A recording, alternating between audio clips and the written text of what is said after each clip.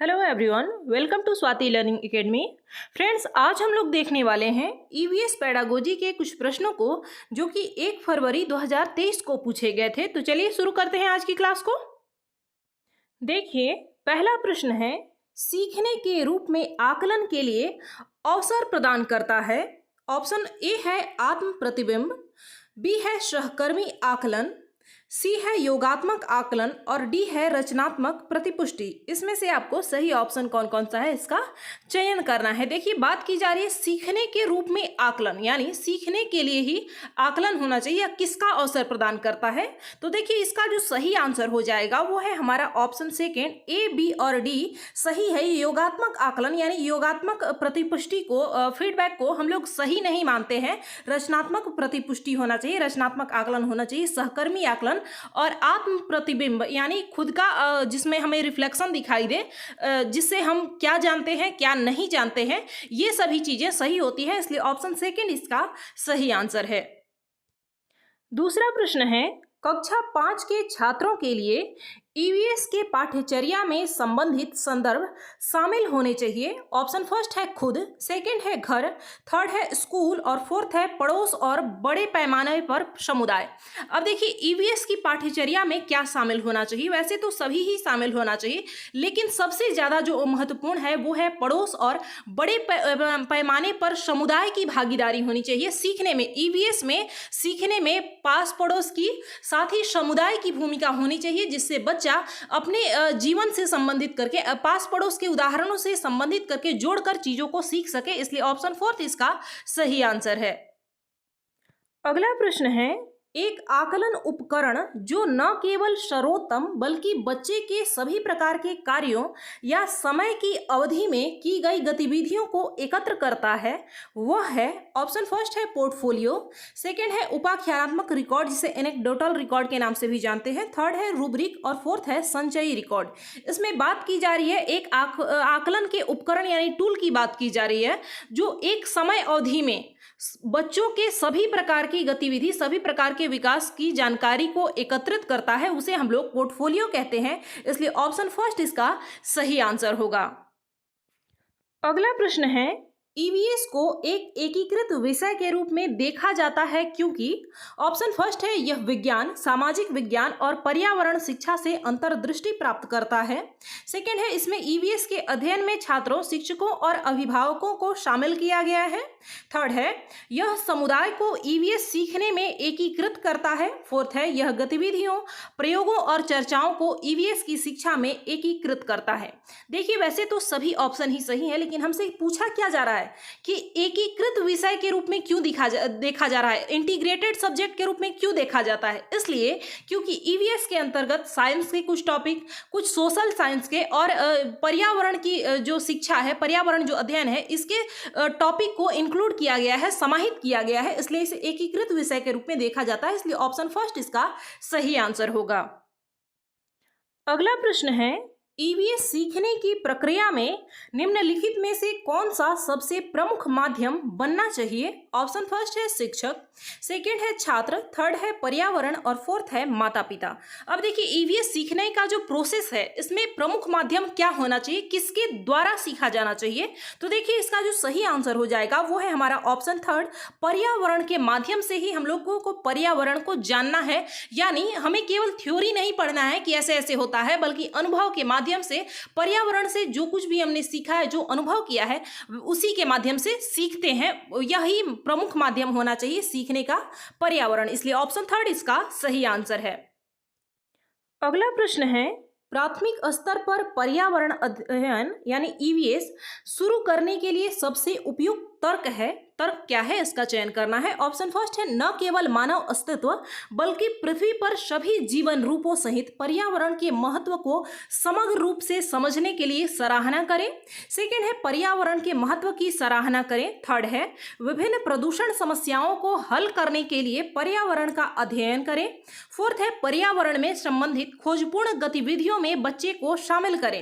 इसमें पूछा जा रहा है कि प्राथमिक स्तर पर आखिर जब ईवीएस को हम लोगों ने शुरू किया है, पढ़ाया जाता है, तो इसका मुख्य कारण क्या है? अब प्राथमिक स्तर पर उन्हें पर्यावरण की जो समस्याएं हैं जैसे प्रदूषण हो गई, तो इससे निपटने के लिए हल प्रदान करना, यह सब तो गलत बात है। ऐसा कोई भी उद्देश्य नहीं होता है, खासकर प्राथमिक स्तर पर। प्राथमिक स्तर पर हमारा ये मेन जो फोकस होता है इस बात पर होता है कि पृथ्वी को सभी जीवन रूपों सहित पर्यावरण के महत्व को समग्र रूप से समझना है, एक अलग अलग करके नहीं। इसीलिए ईवीएस में क्या होता है कि कुछ टॉपिक साइंस के होते हैं, कुछ सोशल साइंस के होते हैं, कुछ ईवीएस यानी पर्यावरण से संबंधित होते हैं। इसका मुख्य वजह यही होता है ताकि बच्चा उसे समग्र रूप से देखे। इसलिए ऑप्शन फर्स्ट इसका सही आंसर होगा। अगला प्रश्न है, थीम पौधों को पढ़ाने के बाद मीना ने विद्यार्थियों के लिए पार्क के भ्रमण का संचालन किया।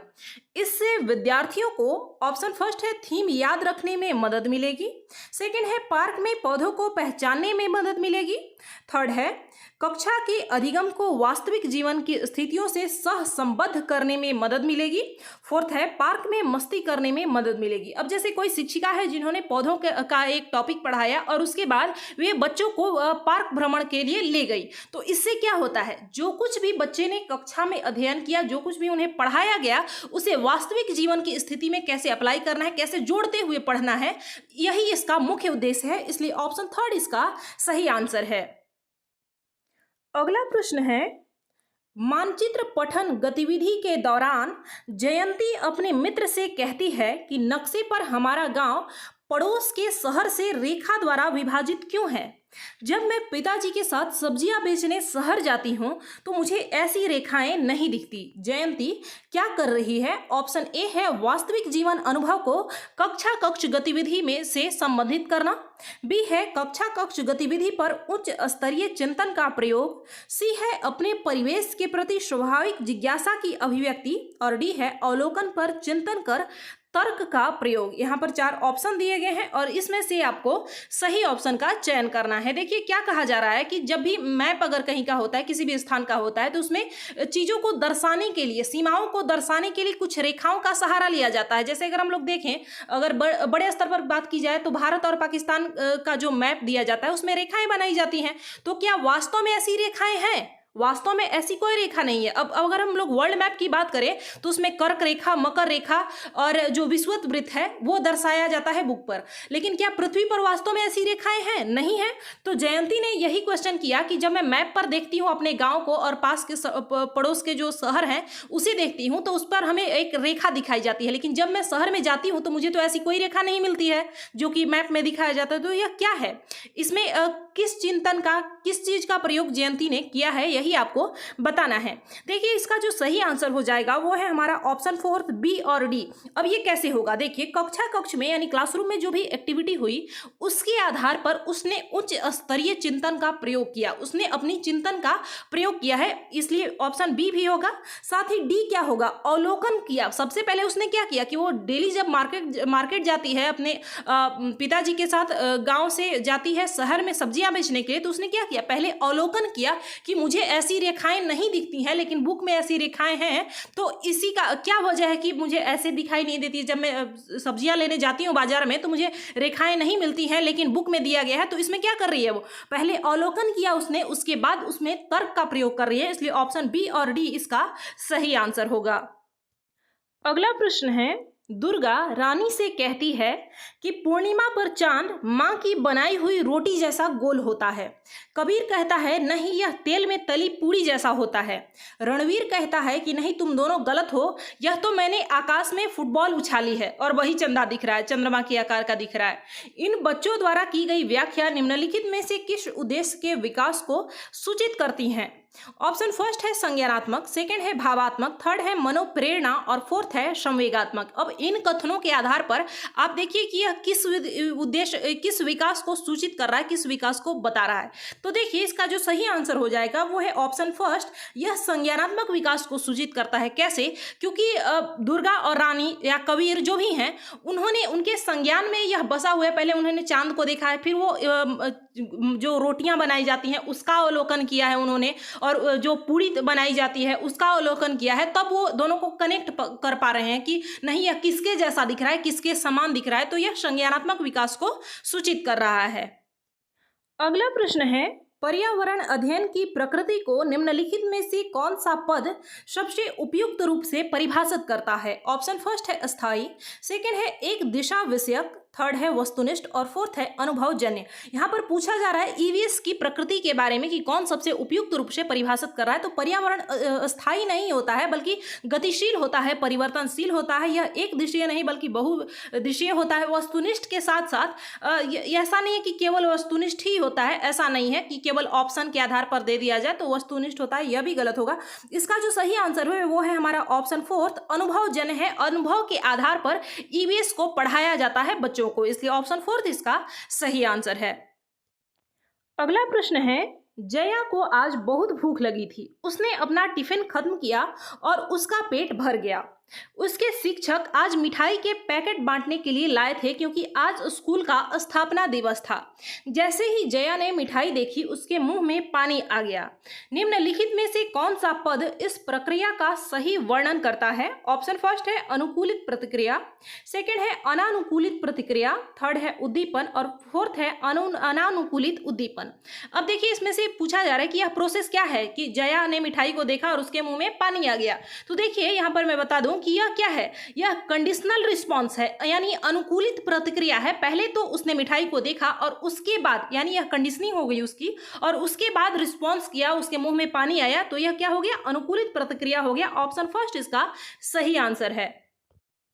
अगला प्रश्न है, पर्यावरण अध्ययन की कक्षा 3 के पाठ पौधों की परी में दीदी के खेल में बच्चों को पौधों की बताई गई विशेषताओं के आधार पर छूकर बताना था।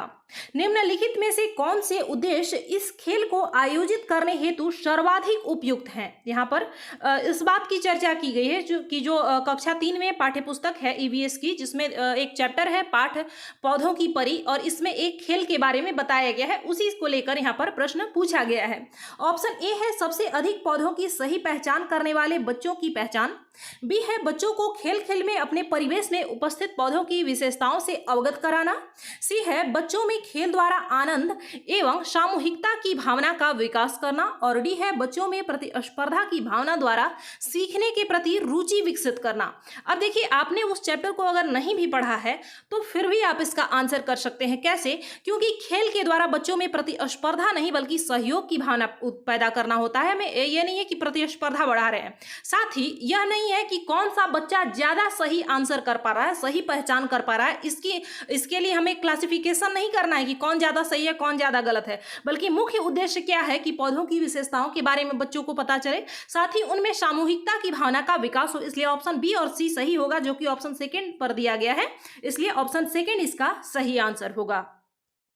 अगला प्रश्न है, सही कथन या कथनों को चुनिए। ऑप्शन ए है एनसीएफ 2005 कक्षा 1 से 3 तक ईवीएस के शिक्षण को निर्धारित करता है, बी है कक्षा 1 और 2 के लिए कोई पाठ्यपुस्तक निर्धारित नहीं की गई है जिससे कि विद्यार्थियों को संदर्भित अधिगम वातावरण दिया जा सके, सी है कक्षा 1 और 2 में ईवीएस विज्ञान एवं सामाजिक ज्ञान के द्वारा पढ़ाई जाती है, डी है ईवीएस वह विषय है जो केवल 4 और 5 कक्षाओं को पढ़ाया जाता है। इसमें से आपको सही कथन का चयन करना है। तो जैसा कि हम लोग जानते हैं कि एनसीएफ 2005 में जो ईवीएस का पाठ्यक्रम है वो 1 से 3 तक नहीं बल्कि 3 से 5 तक है, इसलिए पहला कथन गलत हो गया। साथ ही अगर हम लोग बात करें कि कक्षा 1 से 2 के लिए कोई पाठ्यपुस्तक यानी ईवीएस की कोई पाठ्यपुस्तक नहीं दी गई है, तो यह कथन बिल्कुल सत्य है। ईवीएस कहां से शुरू होता है? 3 से लेकर 5 क्लास तक ईवीएस का पाठ्यपुस्तक दिया गया है। 1 और 2 के लिए कोई पाठ्यपुस्तक नहीं दिया गया है, बल्कि इसका जो भी टॉपिक है वो मैथ्स में और हिंदी आदि विषयों में ही इसके टॉपिक को पढ़ाया गया है, तो इसलिए ऑप्शन बी सही है। साथ ही अगर हम लोग बात करें कि कक्षा 1 और 2 में ईवीएस विज्ञान और सामाजिक ज्ञान के द्वारा पढ़ाई जाती है, तो यह कथन बिल्कुल गलत हो गया, क्योंकि जब ईवीएस की पाठ्यपुस्तक ही नहीं है, ईवीएस को नहीं लाया गया है पाठ्यक्रम में कक्षा 1 और 2 में, तो कहां से पढ़ाई जाने की बात ही अलग है, यह तो हो ही नहीं सकता है।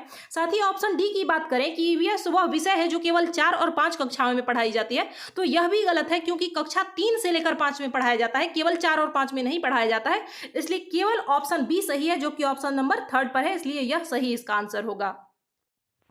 अगला प्रश्न है, कक्षा कक्ष में मूल द्विविमीय निरूपण द्वारा संप्रत्यय का मानचित्रण डैश में आरंभ होता है, ऑप्शन फर्स्ट है कक्षा 3, सेकंड है कक्षा 4, थर्ड है कक्षा 5 और फोर्थ है कक्षा 1 और 2। अब इसमें पूछा जा रहा है कि सांप्रदायिक कॉन्सेप्ट का मानचित्रण मैपिंग कहाँ से स्टार्ट होता है, किस कक्षा से स्टार्ट होता है। तो इसका जो सही आंसर हो जाएगा वो है ऑप्शन थर्ड, कक्षा 3 से ही ईवीएस की पाठ्य पुस्तक चलाई गई है और उसमें मैप के बारे में, मानचित्र के बारे में बात की गई है कि किसे कैसे दर्शाया जाता है।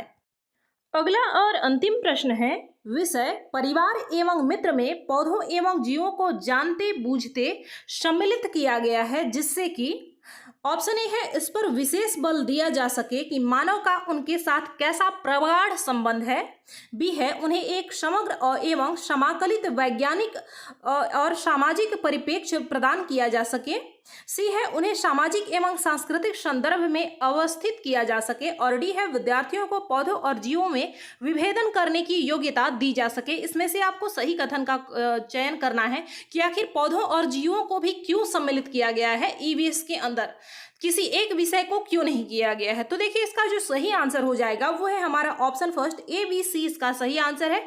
हमें केवल विभेदन नहीं करना है कि पौधों को और जीवों को हम वर्गीकृत करके, क्लासिफिकेशन करके पढ़ें, इसलिए ऑप्शन ए बी सी सही है, जो कि ऑप्शन नंबर फर्स्ट पर दिया गया है, इसलिए यह इसका सही आंसर है।